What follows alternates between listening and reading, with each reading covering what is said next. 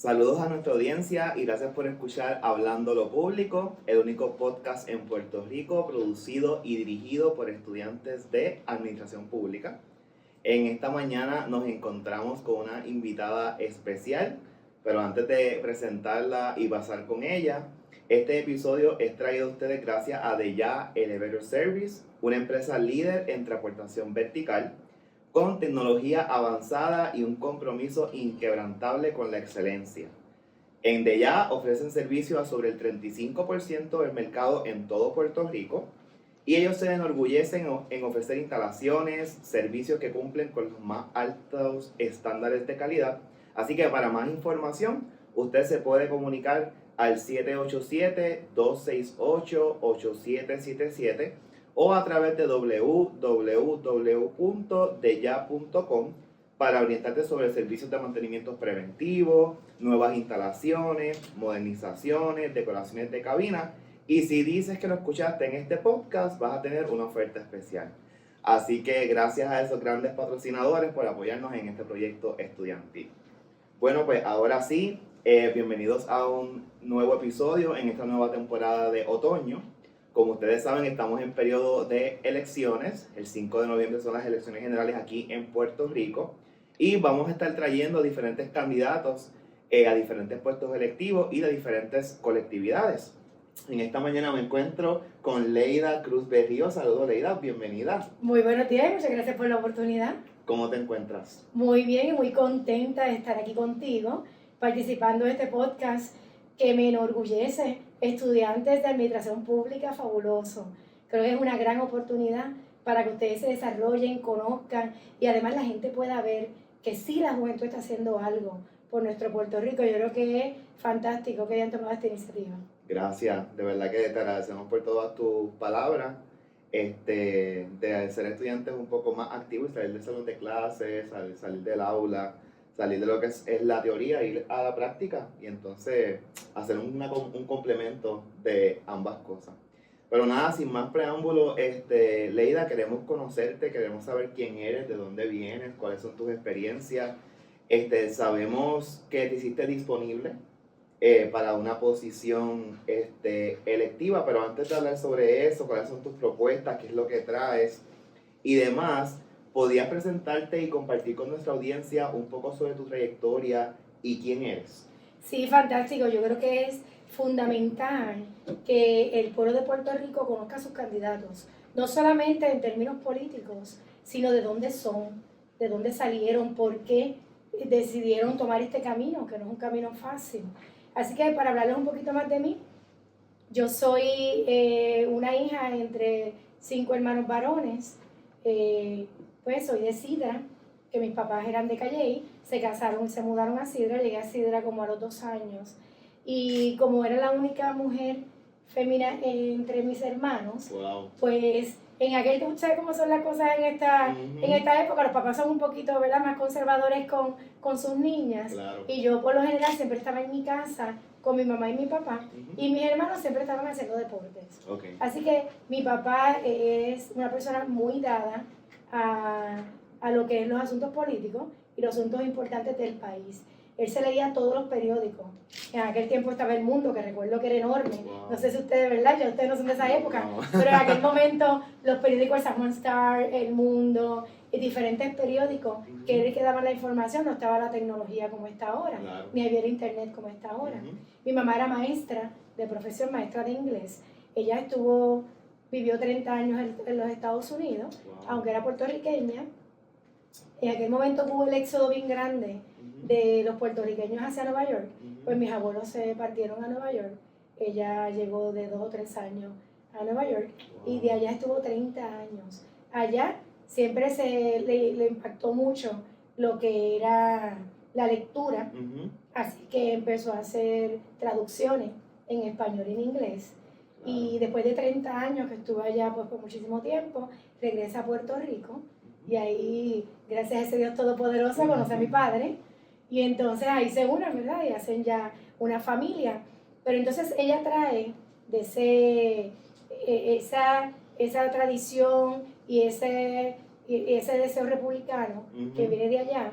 Y entonces comienza siempre, como yo estaba siempre con ella y con mi papá, Ujú. pues yo fomenté la lectura.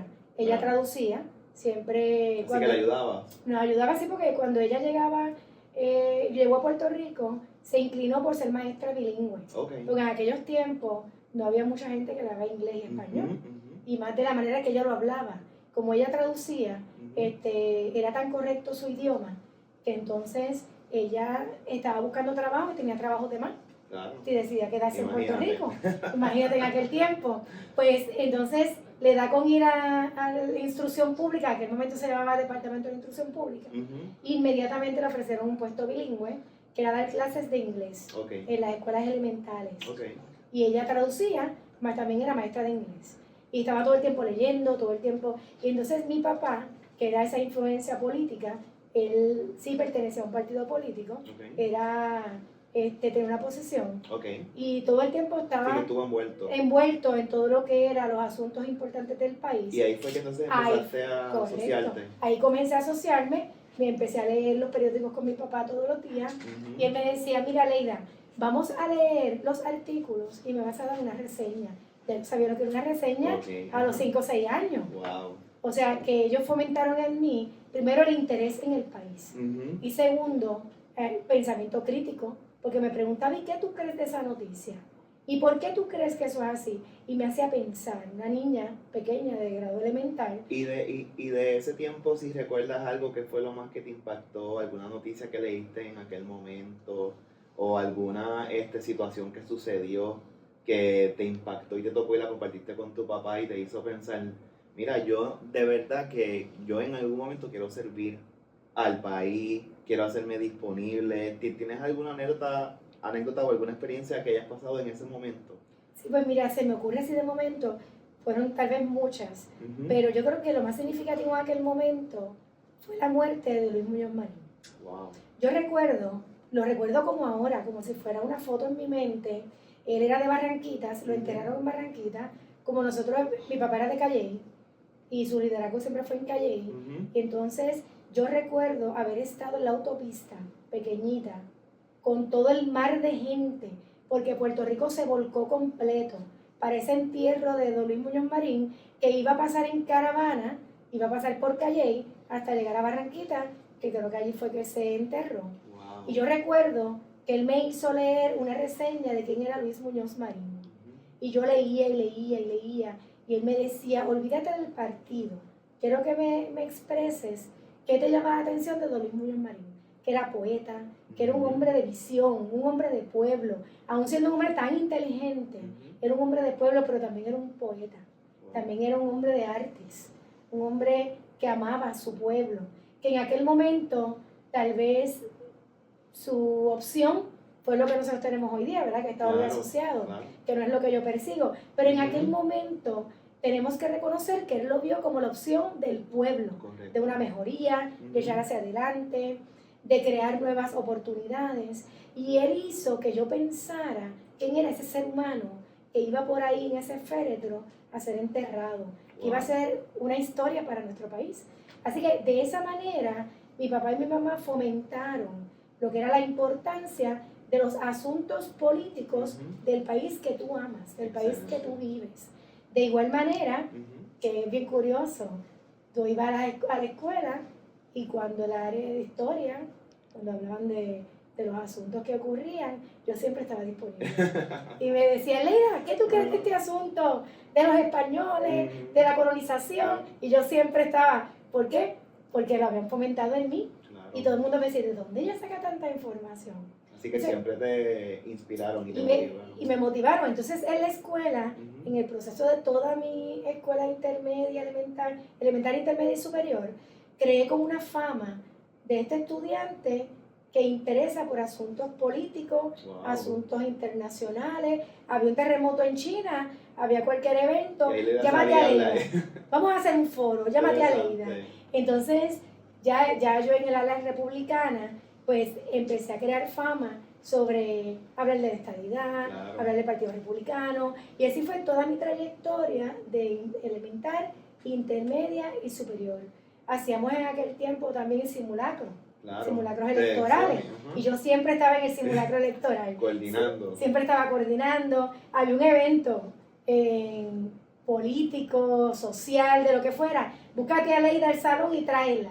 Excelente. Fui presidenta de mi grupo. O sea, que yo creo que este es más bien lo que me va llevando poco a poco a formando esta persona que soy hoy y que empecé a interesarme por asuntos sociales y la importancia de lo que es nuestro país. Leida, y te pregunto, cuando terminaste el high school, que terminaste la escuela superior, como se dice en Puerto Rico, el grado 12, ¿qué estabas pensando estudiar en la universidad? Y si lo que pensaste principalmente fue lo que estudiaste, o si empezaste por una cosa y te cambiaste, ¿cuáles son tus estudios universitarios? Pues mira, sí, fui a la Universidad de Puerto Rico, a la UPI, ¿verdad? En aquel momento te voy a contar rapidito porque es que esto es bien significativo, para que vean lo que es uno tener una visión distinta. Como te dije al principio, yo era la única nena, ¿verdad? En mi casa, y mi papá, padre controlador, ¿verdad? Y un poquito posesivo, tenía mucho miedo de que su niña de Sidra, que no conocía mundo, se fuera a Río Piedra. Así que yo muy astutamente cuando tuve que hacer la admisión para la universidad, puse las 3 opciones la UPI de Río Piedra. Porque él me decía, vas a ir para Calley, porque Calley quedaba cerca. Claro, en aquel momento porque él entendía que era protegerme más. Claro. Y yo escondidita por acá, mi cómplice, mi mamá, las 3 opciones, Río Piedra, y en aquel momento todo era por carta. Estamos hablando del 1987. Todo era por carta. Para la sorpresa de mi papá, cuando llega la carta de admisión, llegó la carta de admisión a la UPI de Río Piedra. Y no se podía entender cómo no me aceptaron en Calley. Era porque yo nunca solicité Calley. ¿Y él nunca se enteró de eso? Se enteró después. Ay, Dios mío. Se enteró después, pero después que ella estaba ya formada. Y él estaba bien molesto, porque él decía, no, que es un peligro, que tú por allá. Antes, no sé si ustedes son muy jóvenes, pero en aquel momento había mucha amenaza de las cosas que pasaban malas, ¿verdad? A los estudiantes, violaciones, agresiones, las asaltaban por la noche, allá en Río Piedra, en la UPI. ¿Y tenías que hospedarte si te ibas a Río Piedra? Tenía que hospedarme porque yo vivía en Sidra. Esa era su yo vivía en Sidra, no tenía carro. Y yo entiendo ahora que soy madre, que era pues el miedo de que me pasara algo, pero mis ansias eran tan grandes que él mismo me creó. Esas ansias de seguir, esa visión de mundo. Yo quería llegar lejos. ¿Y en Sidra no podía. Entonces ahí entré por ciencias políticas, de ciencias sociales, porque mi intención era ser abogada. Oh, wow. Mi intención era ser abogada y seguir por ahí para allá, ¿verdad? Porque en aquel momento no sabía mucho más de las oportunidades que yo tenía, sino que se hablaba de los abogados, que eran los que defendían a la gente, y mi norte era ayudar a la gente. Esa era mi misión, esa era mi pasión. Pues entré por ciencias sociales, por ciencias políticas. Comencé en la Universidad de Puerto Rico, muy orgullo, ¿verdad? Te puedo decir que en mi primer semestre yo quería demostrarle a mi papá que yo sí iba a hacer un buen trabajo y que iba a ir a estudiar. Y tomé 7 clases, 21 créditos, saqué 4 puntos. Excelente. Mi primer semestre, y en diciembre recuerdo como ahora que con lágrimas, él me dijo, estoy orgulloso de ti y me equivoqué en no dejarte ir tras tu sueño. Y yo creo que esas fueron las palabras más sabias de la persona que yo más admiraba, que era mi papá. Y de ahí en adelante, él empezó a confiar en mí. Muy bien. Y empezó a dejarme ser yo. En el transcurso del bachillerato, empecé a interesarme en los asuntos de leyes laborales. Estaba en el instituto, ahí fue cuando comenzó el Instituto de Leyes Laborales de Relaciones del Trabajo en la Universidad de Puerto Rico. Está cerquita, creo que frente allí, a la Universidad de Derecho. Y comencé a coger clases allí. Leida, y te pregunto, ahora que te ha hecho disponible para correr a un puesto electivo, ¿cuál es el puesto electivo al que estás haciéndote disponible, al cual aspiras? ¿Y qué fue lo que te motivó a postularte para este puesto? Pues mira, bien interesante. Yo llevo 31 años en el gobierno, ¿verdad? Servidora pública. Para seguir la línea, terminé el bachillerato en leyes laborales, luego hice una maestría, seguí en planificación en la Universidad de Puerto Rico, comencé leyes, pero por razones familiares y de salud. ¿Entraste a la escuela de Derecho? Sí, comencé la escuela de Derecho, tomé un semestre, luego quedé embarazada de mi primera nena, tuve muchas complicaciones y ahí tuve que parar. Seguí una maestría en planificación, luego hice una maestría, empecé a interesarme en los asuntos educativos y entonces dije mi área social. Ya me fui un poquito alejando más de las leyes, me fui más para el área social, hice una maestría en consejería educativa y luego un doctorado en consejería educativa. Ah, ¿so usted es doctora? Doctora, bueno, tengo que decir, no me puedo poner el título, tengo que ser honesta, porque no he terminado la tesis, no he presentado tesis, sí. aunque tengo todos los cursos. El mayor desafío de ese grado. Sí, el mayor desafío es porque es trabajo. Claro. La realidad es cuando uno trabaja y estudia es bien difícil, Son así. y cuando uno es madre. Yo tengo 2 hijas que pues he estado sola criándola y es bien duro.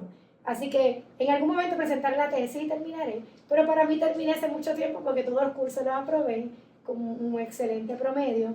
Y en esa línea, a la vez estaba en procesos políticos. Participaba de todas las actividades políticas.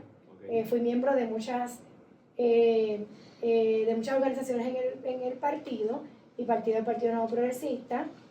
Comencé en el área electoral, desde muy jovencita, 16, 15 años, sin apenas poder haber votado, ya estaba interesada en lo que era el proceso electoral, no tanto en lo político, sino en lo electoral, porque me interesaba la ley electoral y el proceso de qué lleva a un líder a convertirse entonces en una persona ya electa. Pues por esa línea tuve muchísimos años, fui funcionaria de colegio, directora regional de Get Out the Vote, fui coordinadora en colegio, fui comisionada electoral. Comisionado electoral es la posición más alta en un precinto porque es quien controla todo el equipo electoral de ese precinto. ¿Y en cuál precinto fuiste comisionada electoral? Fui comisionada en Calley, que fue una comisión difícil, porque era el Partido Popular era quien dominaba entonces el gobierno. Y uno va, pues como quien dice, de minoría. Claro. Pero era un reto, porque entonces aprendía no solamente de mi partido, sino de otros partidos, porque hay comisiones, hay una juez que toma decisiones, hay un balance de todos los partidos. Y todo un andamiaje. Es un andamiaje que la gente no conoce. La gente se cree que es el día de las elecciones y ya. No, hay un proceso todo el año, porque tienes que sacar a esa persona que murió de las listas. Tienes que transferir las personas, tienes que reactivarlas, tienes que actualizar las listas. Todo es un proceso que se hace en balance y se hace todo el año. Entonces, Leida, te pregunto, ¿para qué posición estás aspirando? Sí, pues estoy aspirando para el Senado por acumulación. El Senado por acumulación, una posición muy ¿verdad? Muy abarcadora. Y de todas las posiciones electivas, todas las posiciones públicas electas que existen, ¿por qué tomaste la decisión de Senado por acumulación? Pues bien interesante. Yo fui también presidenta de la Organización de Servidores Públicos Progresistas. Okay. Eso me dio la oportunidad, alrededor de 5 años, me dio la oportunidad de conocer las necesidades de toda mi gente, de todo ese servidor público que diario sale a trabajar, ¿verdad? Porque Puerto Rico echase adelante.